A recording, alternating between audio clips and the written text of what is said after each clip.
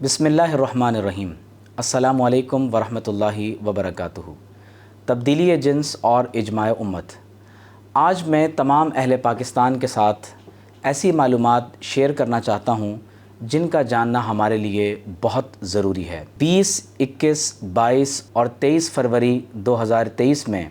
Jeddah میں international Islamic فقہ academy یعنی مجمع الفقہ الاسلامی الدولی جو OIC کا ذیلی ادارہ ہے، اس کے زیر اہتمام ایک ایسی عالمی کانفرنس کا اہتمام کیا گیا جہاں پوری امت مسلمہ کے تقریباً 57 ممالک سے 250 سے زیادہ جید علماء کو دعوت دی گئی۔ یاد رکھیں کہ یہ OIC کا 25واں اجلاس تھا جس میں تمام عالم اسلام سے بہت بڑے پیمانے پر جید اہل علم کو بطور مندوب اس پروگرام میں بلایا گیا۔ اس کانفرنس میں تمام مندوبین کو مختلف عنوانات دیے جاتے ہیں۔ ان عنوانات پر وہ باقاعدہ اپنے مقالہ جات تحریراً پیش کرتے ہیں۔ ان مقالوں کا خلاصہ پیش کیا جاتا ہے اور پھر in research articles per debate کی جاتی ہے۔ اس کے بعد آخر میں ان تمام ڈیبیٹس کو پیش نظر رکھتے ہوئے باقاعدہ مجمع کی طرف سے ایسی قرارات اور رپورٹس مرتب کی جاتی ہیں کہ جو پوری امت مسلمہ کے ایک اجماعی موقف کی صورت میں ہمارے سامنے آتی ہیں۔ اس سال OIC کے اس اجلاس میں مجھے بحیثیت رکن اسلامی نظریاتی کونسل جدہ کی اس کانفرنس میں جانے کا مجھے موقع ملا، اور میں آپ کے ساتھ یہ بات شیئر کرنا چاہتا ہوں کہ وہاں باقاعدہ طور پر تغییر جنس کے مسئلے کو زیر بحث لایا گیا۔ اس سے یہ بات معلوم ہوئی کہ یہ ایک ایسا مسئلہ ہے کہ جس میں صرف پاکستان ہی نہیں بلکہ پوری امت مسلمہ متاثرین میں سے ہے۔ تقریباً 57 اسلامی ممالک کے 250 سے زیادہ جید اہل علم نے جب تغییر جنس کے موضوع پر اپنے مقالات پیش کیے، اس موضوع پر باقاعدہ مباحثہ ہوا، تو حال ہی میں اس کی رپورٹس ابھی آن لائن شائع کر دی گئی ہیں۔ میں آپ کے ساتھ اس رپورٹ کا خلاصہ پیش کرنا چاہتا ہوں کہ تبدیلی جنس کے بارے میں پوری امت مسلمہ نے کیا موقف پیش کیا ہے۔ اس رپورٹ میں یہ لکھا ہوا ہے کہ تغییر الجنس یعنی جنس کو تبدیل کرنا، اس کا معنی ہے کہ تحویل ذکر الی انثی او تحویل انثی الی ذکر، کسی مرد کا عورت بننا اور کسی عورت کا مرد بننا، ظاہری طور پر اپنے جسم میں ایسی تبدیلیاں لانے کی کوشش کرنا کہ مرد کو عورت اور عورت کو مرد سمجھا جائے۔ کہتے ہیں کہ تغییر جنس شرعاً حرام ہے، لِأَنَّهُ تَغْيِيرٌ لِخَلْقِ اللَّهِ، کیونکہ یہ اللہ تبارک و تعالیٰ کی تخلیق کو تبدیل کرنے کے مترادف ہے، اور قرآن مجید میں سورۃ النساء میں اسے شیطانی عمل قرار دیا گیا کہ فَلَا يُغَيِّرُنَّ خَلْقَ اللَّهِ۔ شیطان نے کہا کہ میں اللہ کے بندوں کو اس بات پر اکساؤں گا کہ وہ اللہ تعالیٰ کی تخلیق میں تغییر پیدا کریں گے۔ گویا کہ تغییر جنس کا یہ لفظ اپنے روٹ کے اعتبار سے اس کی حرمت پر استدلال قرآن مجید کے ان کلمات سے کیا گیا۔ اسی طرح ان رپورٹس میں امام بخاری رحمۃ اللہ علیہ کی روایت کردہ حدیث جو حضرت انس رضی اللہ تعالیٰ عنہ سے مروی ہے، اسے بھی نقل کیا گیا کہ لعن رسول اللہ صلی اللہ علیہ وسلم المخنثین من الرجال والمترجلات من النساء، کہ اللہ کے رسول صلی اللہ علیہ وسلم نے ایسے مردوں پر لعنت فرمائی ہے جو عورتوں جیسی مشابہت اختیار کریں، یا ایسی عورتوں پر لعنت فرمائی ہے جو خود کو مرد بنانے کی کوشش کرتی ہیں۔ اس رپورٹ میں تیسرا نقطہ یہ ہے کہ اذا قام الزوج بتحویل نفسه ظاہریا الی انثی، کہ اگر کسی عورت کا شوہر ظاہری طور پر اپنے آپ کو عورت بنانے کی کوشش کرتا ہے اور اس صورت میں عورت کے حقوق تلف ہوتے ہیں، تو بیوی کے لیے جائز ہے کہ وہ اس جسمانی عیب کی وجہ سے اپنے شوہر سے عقد نکاح کو فسخ کروا لے۔ اس کے بعد وہ لکھتے ہیں کہ وَإِذَا قَامَتِ الزَّوْجَةُ بِتَحْوِيلِ نَفْسِهَا ظَاهِرِيًّا إِلَى ذَكَرٍ، اسی طرح اگر کوئی عورت ظاہری طور پر اپنے آپ کو مرد بنانے کی کوشش کرتی ہے اور اس صورت میں شوہر کے حقوق پامال ہو رہے ہیں، فَلِلزَّوْجِ تَطْلِيقُهَا، تو یہ جائز ہے کہ شوہر اپنی بیوی کو طلاق دے دے۔ چوتھا نقطہ یہ ہے کہ وہ تمام احکام شرع جو مرد اور عورت کے واجبات اور حقوق دینیہ سے تعلق رکھتے ہیں یا ان کے تعلق معاشرتی حقوق اور فرائض سے ہیں، وہ اسی طرح سے ثابت ہوں گے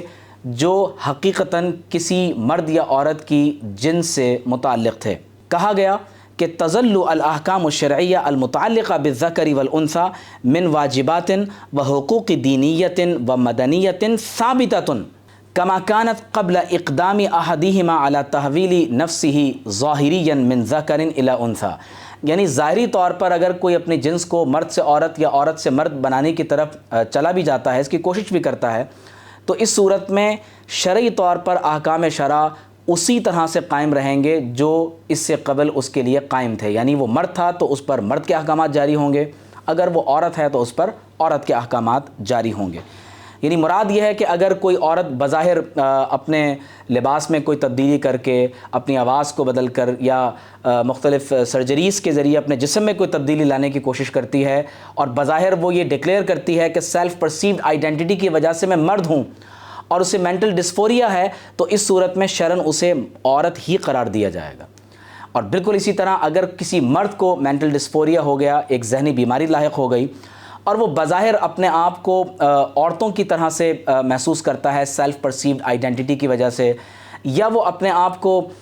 باقاعدہ طور پر کسی سرجری کے ذریعے سے اپنے آپ کو کوشش کرتا ہے کہ عورتوں کی طرح ظاہری طور پر یعنی دکھانے کی کوشش کرے، تو شرعی طور پر وہ مرد ہی کہلائے گا۔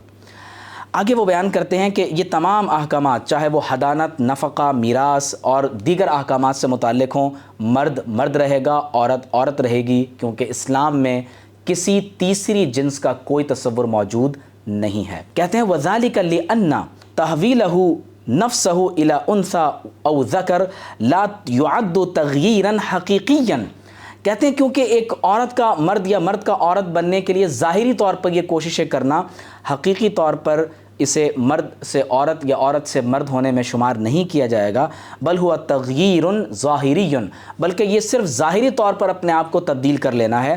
کما قررہ الاطباء، جیسا کہ اس بات کو میڈیکل ڈاکٹرز بھی جو ہے وہ انڈورس کرتے ہیں۔ کہتے ہیں اسی لیے فلا تاثیر له علی ما ثبت من احکام قبل اقدام احدہما علی هذا التصرف، تو اسی لیے اپنے جنس میں اس تصرف کی ظاہری طور پر کوشش کرنا یہ کسی بھی طور پر احکام شرع میں کسی تغیر اور تبدل کا سبب نہیں بنے گا۔ لہٰذا اب جو بات میں آپ کے سامنے پڑھنے لگا ہوں وہ 57 اسلامی ممالک کے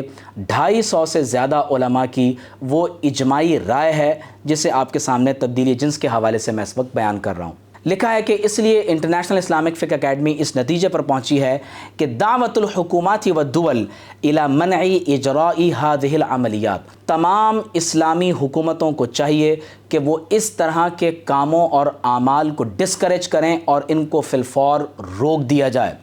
والتوعیۃ بمخاطرها، اور یہ لازم ہے کہ ان کے جو خطرات ہیں، رسکس ہیں، اس سے متعلق لوگوں میں اویئرنیس پیدا کی جائے اور اس کے وہ نتائج جو اس طرح کی یعنی تبدیلی کروانے والے خواہش مند افراد کے لیے نہایت ہی مضمر ثابت ہو سکتے ہیں یا معاشرے کو تباہ کر سکتے ہیں، حکومتی سطح پر اس پر اویئرنیس کیمپینز لانچ کی جائیں۔ اور پھر کہتے ہیں کہ وَتَوْجِيهُ الْأَشْخَاصِ الَّذِينَ لَدَيْهِمْ اضطرابات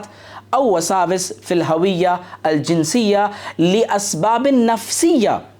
او غیرہا الی العلاج، کہتے ہیں جن لوگوں کو مینٹل ڈسفوریا لاحق ہو گیا ہے،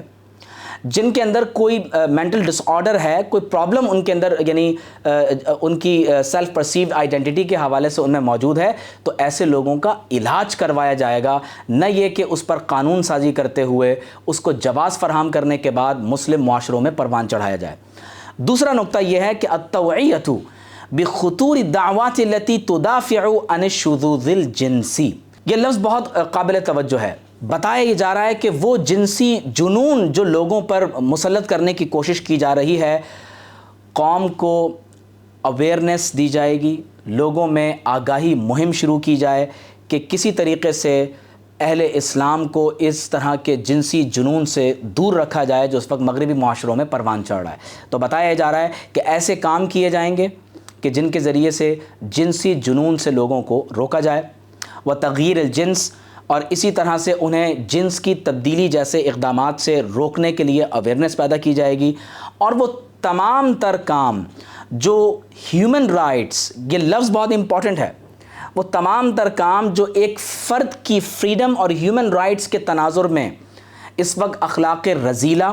اور فحاشی اور بے حیائی کو عام کرنے کے لیے کیے جا رہے ہیں، انہیں بین کرنے کے لیے معاشرے میں اویئرنیس کی مہم چلائی جائے۔ یہ امت مسلمہ کے 250 سے زیادہ علماء نے 57 اسلامی ممالک سے فیصلہ کیا ہے۔ کہتے ہیں تیسرا جو کام ہے وہ یہ ہے کہ الرجوع الی اللہ عز وجل، پوری امت مسلمہ کو ضرورت اس امر کی ہے کہ اللہ تبارک و تعالیٰ کی طرف رجوع کریں، لجاجت کریں، اس کی طرف پلٹ آئیں